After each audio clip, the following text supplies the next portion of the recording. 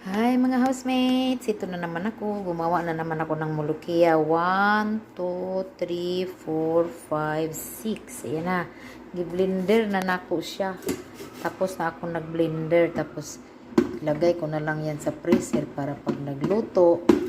Ayan o, gi-blender ko na siya dyan. Tapos pag nagluto, kuha na lang ako isa-isa. O hindi na siya matagal. Parang fresh din naman kapag i-defrost mo siya. Kala ko nga mangingitim siya, hindi naman pala. Maganda to gagawin kasi para di ka na mahirapan pag nagluluto. Para kanin na lang at manok, pakulo na lang ng manok. Tapos iubin si manok kung gusto nilang iubin. Kaya ayan, magsaing. Ayun.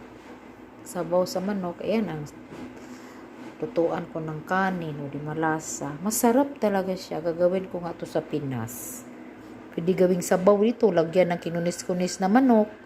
Kunis-kunis na manok ba? Yung breast. Ilagay dyan. Yan ang common. Ilagay yung manok dyan. Pero dito sa amo ko ayaw nila na ilagay dyan. Kasi yung mga bata ayaw. Gusto nilang papakin. Kaya depende kasi sa sa gusto lang. Wala, sige, kay ilugay ko na to sa freezer. Alam mo naman dito, gawin ko ng madami para paglayas ko dito, mayroon na silang lulutuin. Pati nga yung mga karne na gawing surba, hiniwa-hiwa ko pa ng maliit. Nilagay ko sa ganito din siplak para pag nagluto sila, lagyan na lang nilang kamatis, lemon at saka yung mga panakot. Siya. Kay maghugas pa ko dito. Kay walay maghugas ani. Ako gihapon. Napay bata. No, itong taas kay lalayas daw si amo.